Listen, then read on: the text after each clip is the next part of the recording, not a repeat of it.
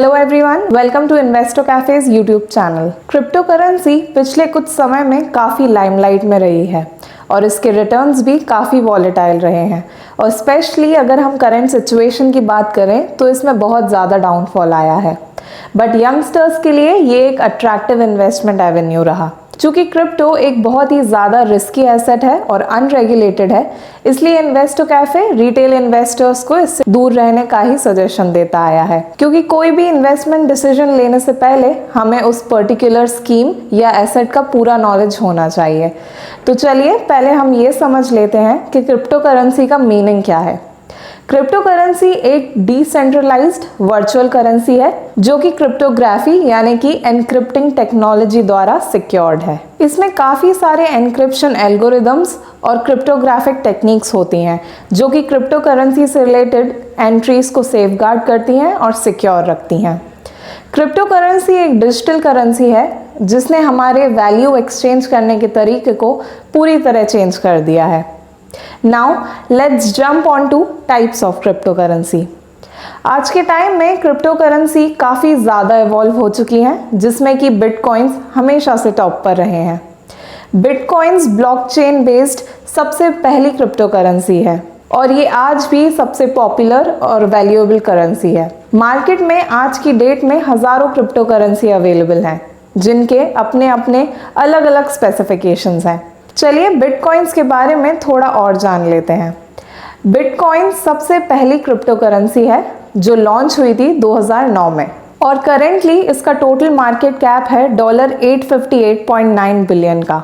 ये एक digital currency है जिसने कि करेंसी को डिवाइड करने का, ट्रांसफ़र करने का और स्टोर करने के तरीके को बहुत आसान बना दिया है। अगर बिटकॉइंस के कुछ कॉम्पिटिटर्स की बात करें तो उसमें कई और डिजिटल करेंसी शामिल हैं, जैसे कि Litecoin, Peercoin, Namecoin, Ethereum etcetera.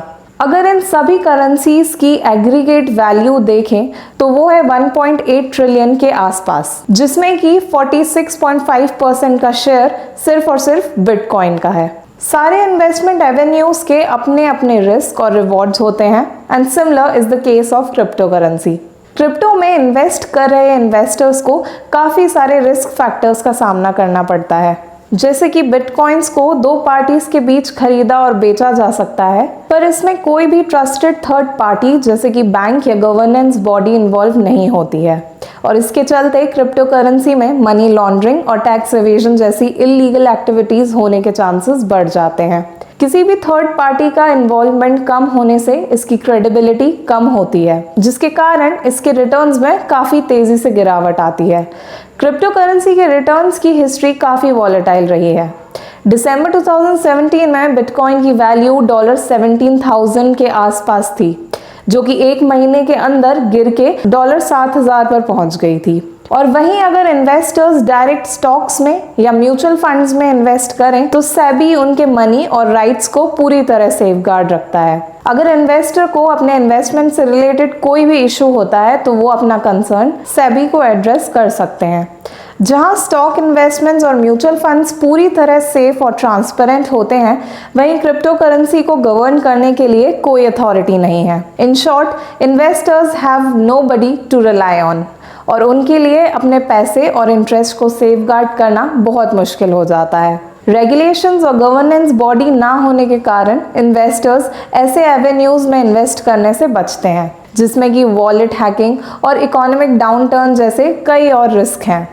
अगर हम क्रिप्टो करेंसी और म्यूचुअल फंड्स को कंपेयर करें तो इसमें कोई डाउट नहीं है कि म्यूचुअल फंड्स क्रिप्टो करेंसी से कई गुना ज़्यादा सेफ हैं। अगर हम लीगैलिटी की बात करें तो इंडिया में क्रिप्टो करेंसी की कोई लीगल प्रोटेक्शन और गाइडलाइंस ना होने के कारण रिस्क हाई होता है। इसके रिटर्न्स कंप्लीटली मार्केट ड्रिवन और अनस्टेबल होते हैं, वो भी बिना किसी ट्रांसपेरेंसी के।